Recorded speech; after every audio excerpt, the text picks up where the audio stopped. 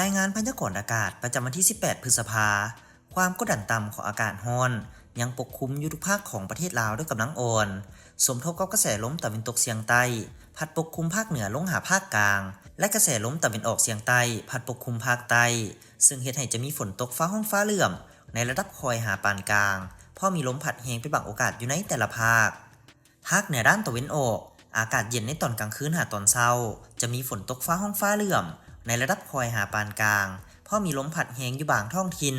เนื้อที่การปกคลุมของฝนกับ35 ส่วนห้อย อุณหภูมิระหว่าง 17-32 องศา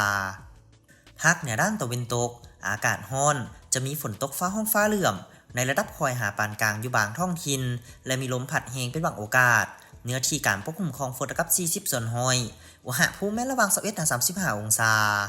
ที่นครหลวงเวียงจันทร์ อากาศร้อน จะมีฝนตกฟ้าร้องฟ้าเหลื่อมในระดับคอยหาปานกลางอยู่บางบริเวณ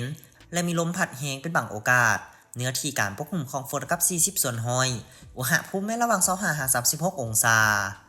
ภาคกลาง อากาศร้อน จะมีฝนตกฟ้าร้องฟ้าเหลื่อมในระดับคอยหาปานกลาง และมีลมพัดแรงเป็นบางโอกาสอยู่บางท้องถิ่น เนื้อที่การปกคลุมของฝนกับ50 ส่วนห้อย อุณหภูมิระหว่าง 24-36 องศา สลับแขวงไซสมบูรณ์ อากาศเย็นในตอนเช้า จะมีฝนตกฟ้าร้องฟ้าเหลื่อมในระดับคอยหาปานกลาง และมีลมพัดแรงเป็นบางโอกาส เนื้อที่การปกคลุมของฝนกับ40 ส่วนห้อย อุณหภูมิระหว่าง 19-32 องศา ภาคใต้อากาศร้อนหนาร้อนเอา จะมีฝนตกฟ้าร้องฟ้าเหลื่อมในระดับคอยหาปานกลาง และมีลมพัดแรงเป็นบางโอกาสอยู่บางท้องถิ่น เนื้อที่การปกคลุมของฝนกับ50 ส่วนห้อย อุณหภูมิระหว่าง 25-37 องศา สลับเขตภูเพียงบริเวณ อากาศเย็น จะมีฝนตกฟ้าร้องฟ้าเหลื่อมในระดับคอยหาปานกลาง และมีลมพัดแรงเป็นบางโอกาส เนื้อที่การปกคลุมของฝนกับ50 ส่วนห้อย อุณหภูมิระหว่าง 15-27 องศา